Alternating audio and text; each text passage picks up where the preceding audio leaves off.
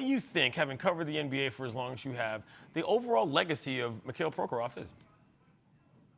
Well, Clinton, I covered the Nets really from the beginning of Mikhail Prokhorov's ownership back in 2010. The getting the team into Brooklyn, I think, probably is the thing that's going to stand out the most from his legacy. You know, you go back to that point, Bruce Ratner, the guy that owned the Nets at the time, didn't have the money to get the team across the river and into Brooklyn, and needed Prokhorov to come in and kind of save that deal and get Barclays Center done and get the team into the city. So, you know, I think from a long-term standpoint, you know, you wouldn't have Kevin Durant and Kyrie Irving going to the Nets if that team was still, you know, as Bob Bryant once famously said, the 16W Nets out in East Rutherford or in Newark, right?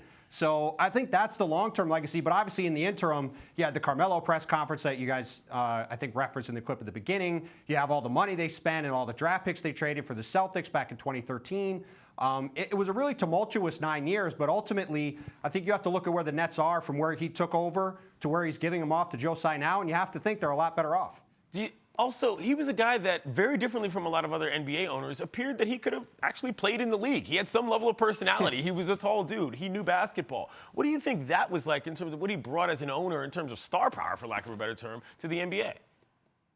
Well, I'll tell you what, as a guy who covered that team and was around it, there was always a buzz when Prokhorov would show up. Now, he didn't come to a lot of games. He obviously still lived in Moscow. But whenever he would come to a game and have a press conference, it would become national news. He would, you know, he'd say something provocative in the media. He would, you know, talk about other teams. He would talk about the Knicks. They put up the big billboard with him and Jay-Z across the street from Madison Square Garden, right, to kind of taunt the Knicks when they moved into the city.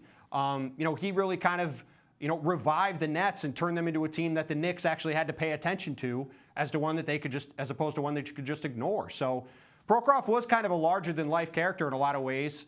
And, you know, Joe Tsai coming in and taking over the team, you know, that's probably going to be the bigger thing for him to take over more than what Prokhorov did with the team on the court, because Prokhorov, as you said, kind of had this larger-than-life personality that, you know, made him almost seem bigger than he was. Joe Tsai is a guy who's got his hands in a lot of different things from a sports standpoint and is arguably richer and more powerful if you care about that kind of thing. For people who don't know who he is, good times, please give us an introduction to Joe Tsai.